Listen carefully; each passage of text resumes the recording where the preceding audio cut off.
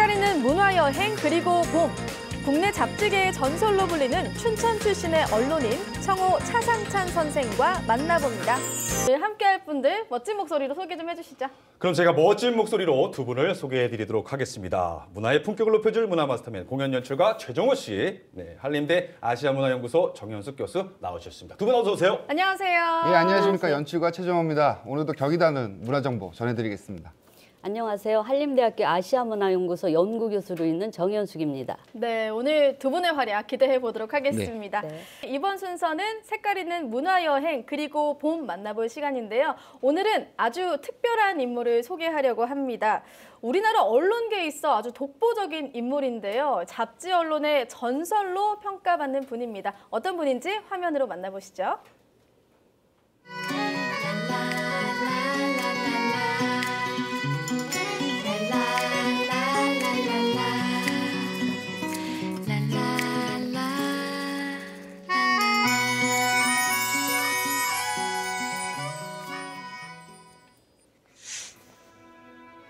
자유를 빼앗긴 식민지하에서도 자신의 신념과 양심을 지키며 바른 언론의 길을 걸었던 사람이 있습니다. 차상찬 선생은 일제강점기 잡지계의 전설이었습니다. 색깔 있는 문화여행 그리고 봄. 오늘은 한국 잡지 언론의 선구자 차상찬 선생을 만나봅니다.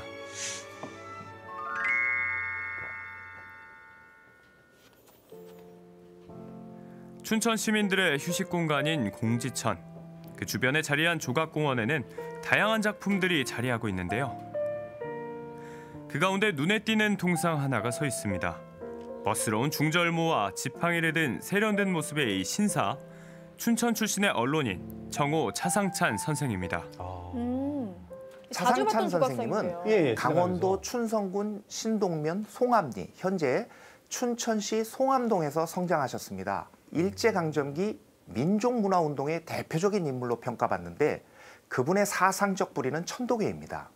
1904년 두 형님과 함께 천도교에 입교해서 교육, 출판, 어린이 운동 등 천도교의 민족운동과 문화운동에 깊숙이 관여하게 됩니다.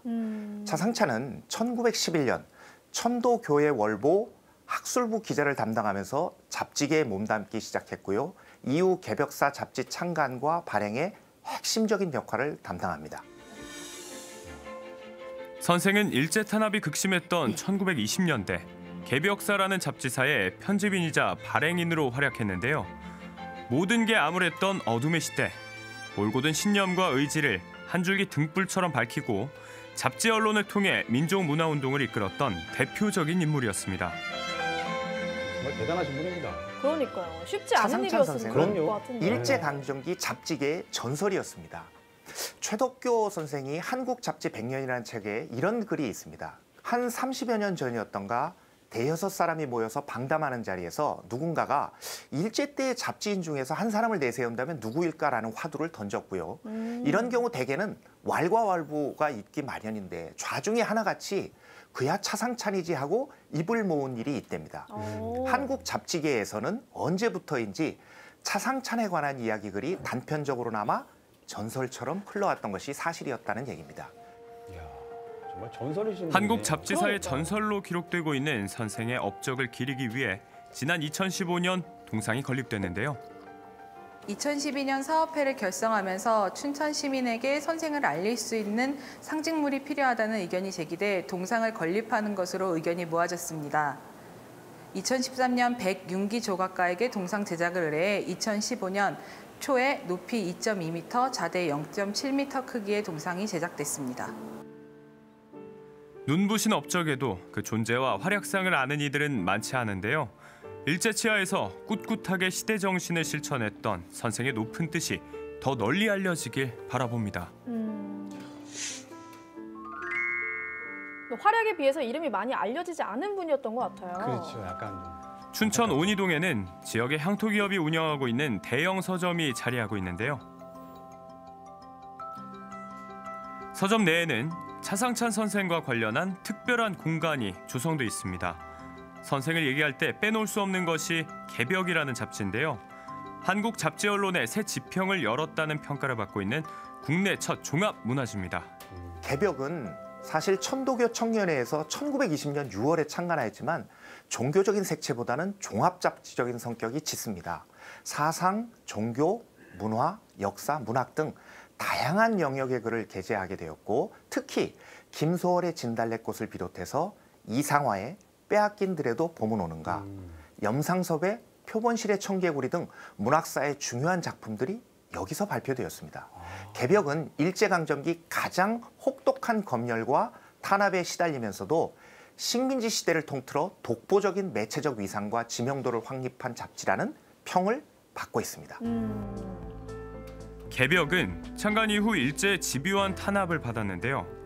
폐간되기까지 세 차례나 복간과 폐간을 거듭하며 항일 정신을 드높였던 민족 잡지였습니다. 개벽은 1920년 6월 창간호를 내고 26년 8월 1일 통권 72호로 강제 폐간 당하기까지 40회 이상의 압수 발매 금지와 벌금 1회, 정관 1회의 처분을 받았고요. 삭제 기사는 149개가 넘습니다.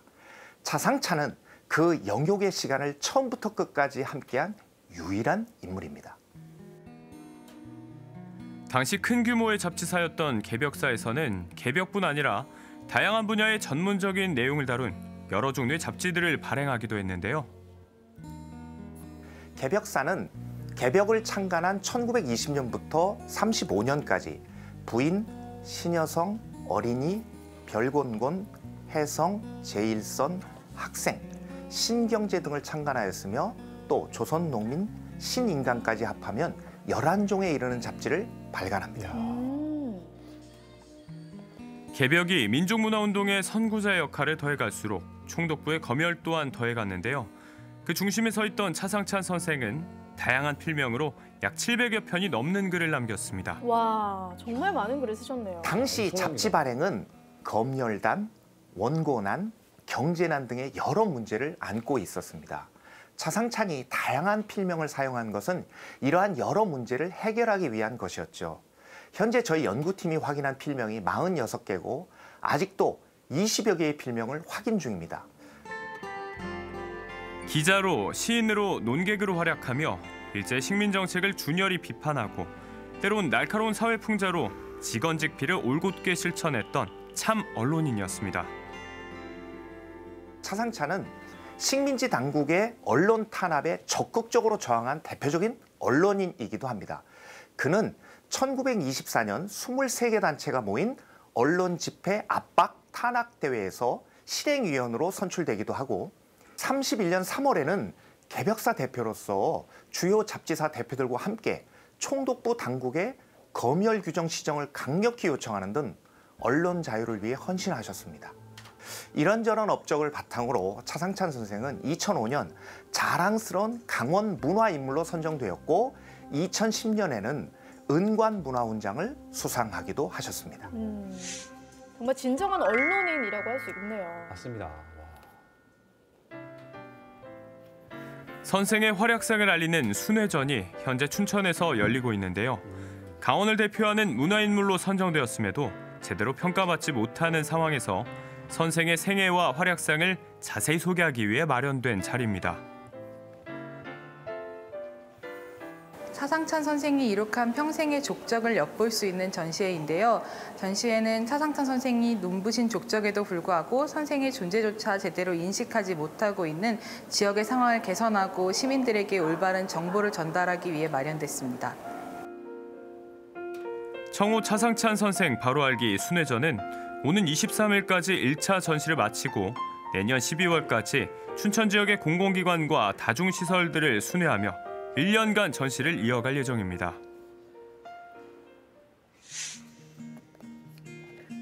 전시뿐 아니라 뜻을 같이 하는 역사, 언론, 문학 전공자들이 주축이 돼 선생의 활약상을 체계적으로 연구하고 정리해 전집으로 발간하기 위한 작업들이 이루어지고 있는데요.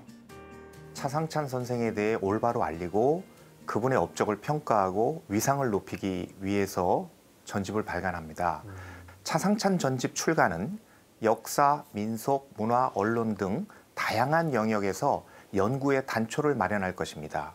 활발한 연구를 통해서 차상찬이 추구한 세계의 지평이 밝혀질 것이고 이러한 성과는 차상찬에 대한 평가를 새롭게 할 것입니다. 일제강점기 민족 정신을 잃지 않기 위해 순환의 발걸음을 멈추지 않았던 청호 차상찬. 선생의 생애와 발자취를 재조명하는 일 또한 멈추지 않기를 빌어봅니다.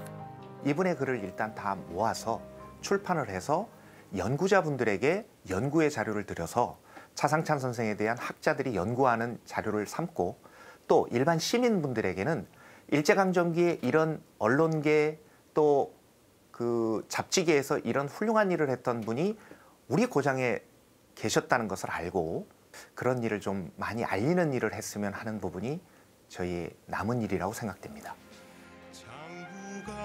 엄혹한 시대 상황에서도 언론이 가져야 할 책무를 오롯이 지키고 실천했던 언론의 선구자이자 시대의 선구자 청호 차상찬 선생의 높고 숭고한 뜻이 더 많은 이들에게 알려지길 바라봅니다.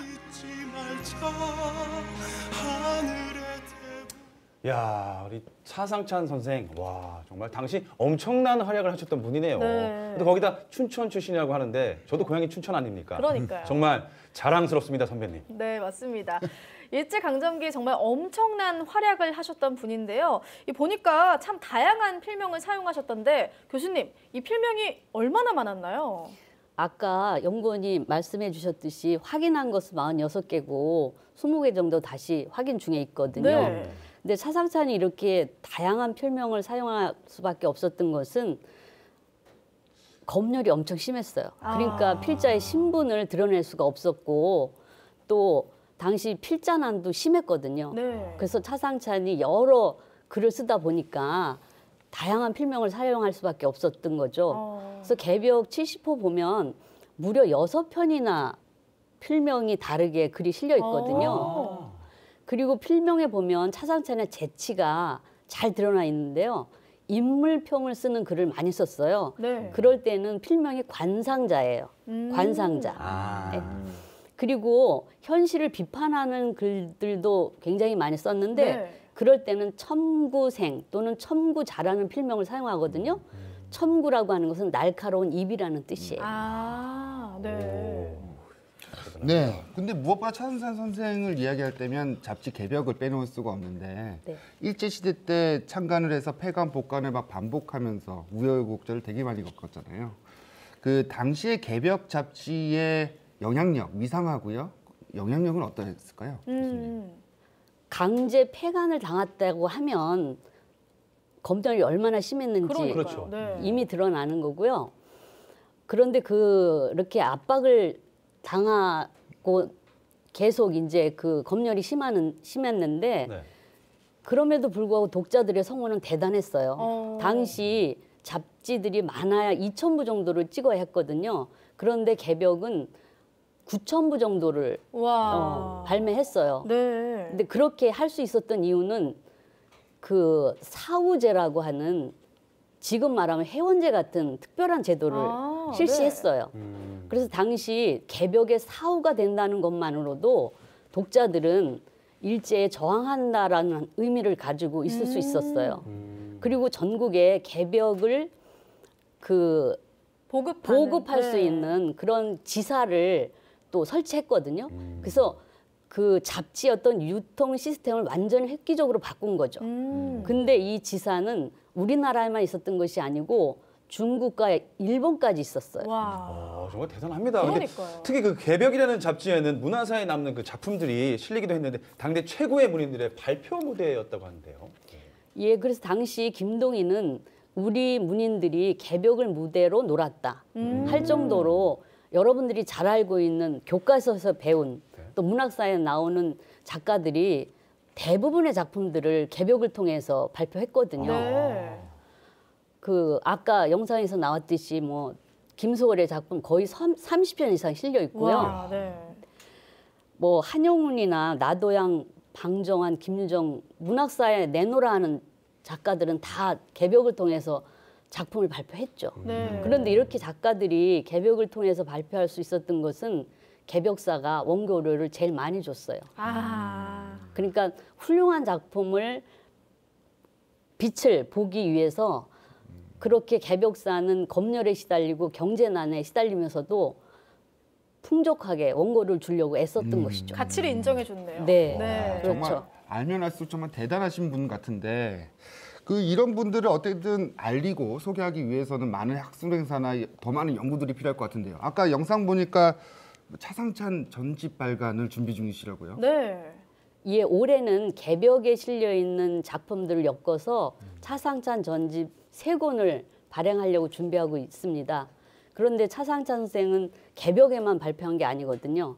다른 뭐 별공권이나 다른 잡지나 신문에도 수백 편의 글을 발표했어요. 네. 그리고 알려지지 않는 육필 원고도 여러 묶음이나 있어요. 네. 네. 그래서 이 작품들을 다 조사하고 정리해서 차상찬 전집을 계속 발간하려고 계획 중에 있는데요.